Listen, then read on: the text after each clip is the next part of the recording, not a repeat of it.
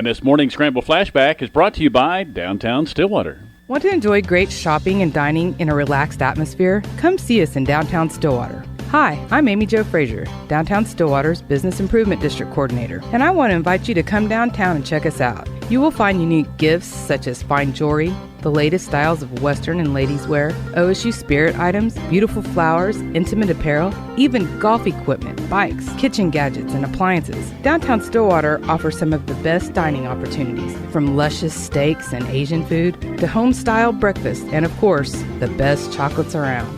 Relax with friends over your favorite beverage, be it wine, beer, or just a great cup of coffee.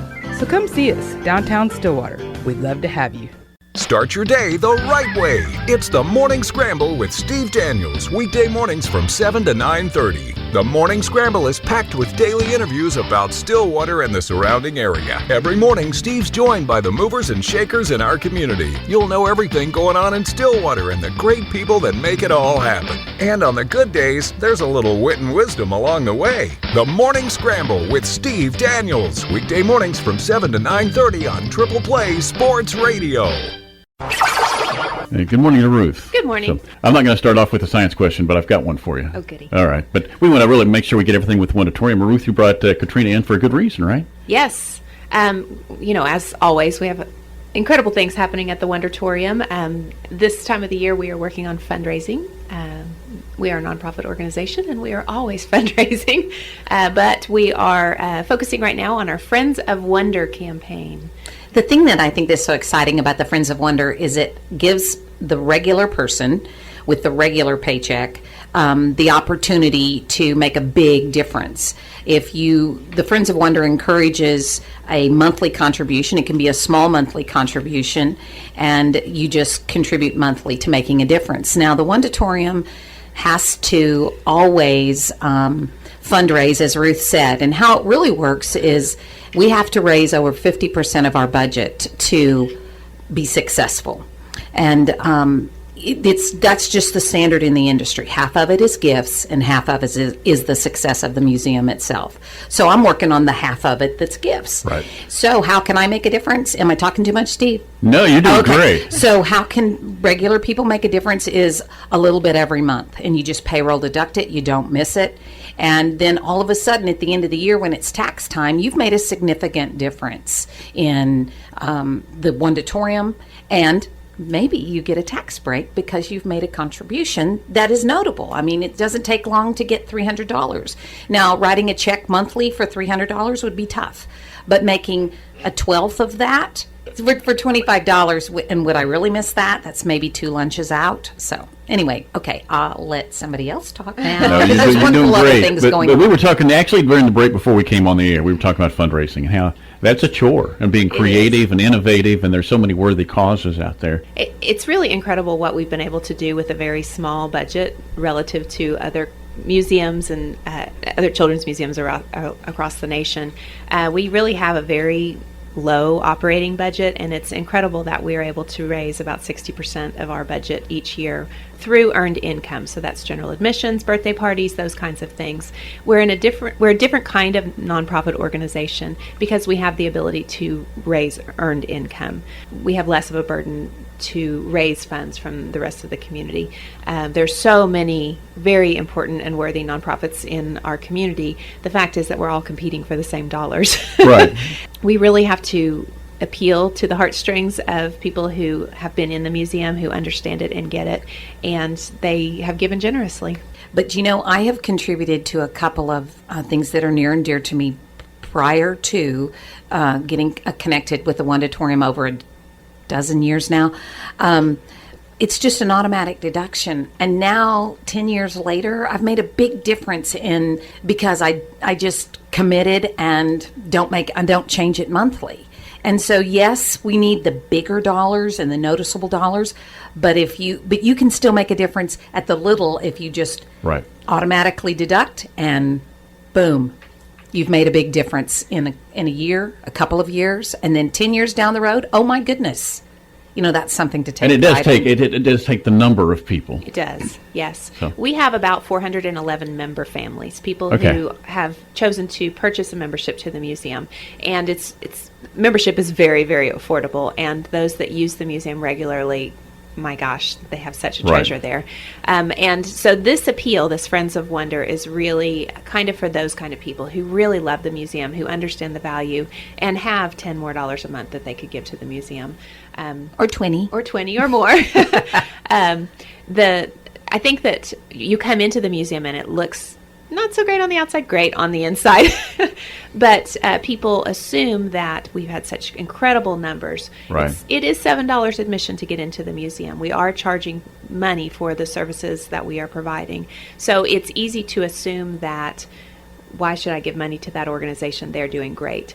Well, yes, we are doing incredible. But the fact of the matter is it costs more to operate this business than we bring in through earned income. So Yeah, you that's did the why we formula have once for me, and it can't possibly add up. It can't, and it's just the nature of museums and nonprofit Right. organizations. But if you want to sign up and do the draft thing, how do you do that? You can give me a call at the museum, 405-533-3333, or you can go onto our website, okwondertorium.org, and there's a page specifically designated for Friends of Wonder. You can make your donation right online and process through right there. Yeah. And okay, here's my question. I wanted to ask you, because you know science. Do you have a rain gauge? Yes. Do you? You have one of those electronic ones probably No. now. You have the old ones We like have Grandma one used to that have? we got donated, or you pick it up at a show or something. There you go. All right, now explain this to me. Flower bucket on the back deck, right, that you water the flowers with, whatever you call that thing, right, with the spout on it and everything. Yeah. It's about 16 inches high. Yes. All right, it's full Okay. from yesterday. It filled up completely. All 16, it's full. The bucket is full. But we didn't get 16 inches of rain, right? Why is my bucket full? Is it under an eave or over? No, it just was sitting out. No. But when you're thinking, okay, maybe we had 2.5 inches of rain. I don't know what we had. But we didn't have 16 inches of rain. Why is the bucket full? Well, you do science stuff at the Wondertorium. Can I phone a friend? Yes, you can. Yes, you can. Would it have to do with the circumference of the opening of the hole? Good. I don't know. Boy, that sounds good. The hole's about this big, and the bucket's about this big, but it's completely full. But we didn't have more than 3 inches of rain, I'm sure. So anyway, if somebody knows that, you can call me. I just was curious about that. And I thought, hey, Ruth's coming in, and she's like the smartest person I know. See, Steve does this, and then I go and I have to find out the answer to these silly questions. And then she sends me emails. There you go. Post it back. So that's a good question, though, isn't it? It is a great question. And that's one that you could do at the Wondertorium later on. There you We've go. discovered a book recently that is like, it's called 2-Minute Mysteries or something like that you solve with science that we're going to begin implementing at the museum. Same kind fun. of. Maybe You it know, just rains Steve, more at your house. At board meetings, sometimes we have, they talk about programming and that kind of thing, and you should see all these adults sitting around going, how's that work? Cool. And I mean, it's geared towards children, but we're just enraptured. That's sort of like the trip to the Wondertorium. Exactly. Because you go in there and you go, just like the frozen ice. When I was out there, we had you and I ate the, what did we eat? Oh, the freeze-dried Cheetos. Yeah, we ate the Cheetos. It's play to learn. When you eat the freeze-dried Cheeto, you can blow smoke out your nose. That's the ultimate goal. Is that right? Yes.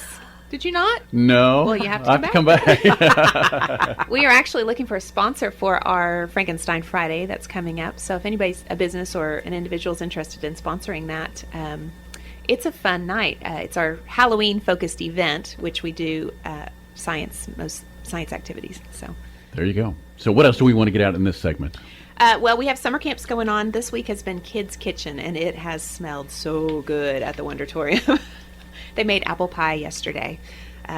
So we have one more week of summer camps going on. Safe Sitter training is coming up August 7th and 8th, and that is filling pretty quickly. If you have a preteen or teenager 11 to 15 years of age who wants to participate in Safe Sitter training, give us a call at the museum, 533-3333, or you can go onto our website, okwondertorium.org, and sign up to attend Safe Sitter training. We also have a very cool, this computer take-apart class. We were talking about that a couple weeks ago, yeah. The computer take-apart class is August 16th, and it is $10 for members and $12 for non-members. But basically, it's 2 hours. Alex McKenzie is a systems administrator who works at SNB. But Thank he you, volunteers Alex. his time to come in, and basically the kids, he talks them through disassembling a computer and tells them what each component does, and then they have to reassemble the computer and make it work. Wow. It's really a very, very cool class. That's a great idea. So I know that is filling pretty quickly, too. You have to call the museum in order to pre-register for that, 405-533-3333. But that will fill very quickly. So if you have an interest in that, if you have a kiddo 9 or older who wants to do that, call the museum. There you go. And before we end our segment, Katrina, you wanted to talk once again about the draft and making that difference, because that's Well, kind of why you came in for fundraising. That's right. I just have a passion for making a difference in the community, and I really totally believe in the Wondertorium is doing that in our families, in the lives of families and children. And when the lives of families and children that are around me are better, then my community is better, and we can make a difference, a little or a big amount at a time. But we just need to sign up and make a difference. Very good. You can call up today, and you can start that. That's right. You can give us a call at the museum, 533-3333. You can ask for me or talk to just about anybody that works there. Or go online. Or you can go online. Our website is okwondertorium.org, and there's a specific page for our Friends of Wonder campaign, which kind of explains why we need to fundraise and helps people understand why it's important to give. Or you can there's a donate button. You can go that simply and just make a single donation, or join Friends of Wonder and sign up for a monthly donation. How many years now? How many years have we been open? Yeah. The museum opened October 2011, so we're approaching our 3rd birthday. That's great. And we're averaging about 4,000 visitors a month. That's phenomenal. Yes. It is phenomenal.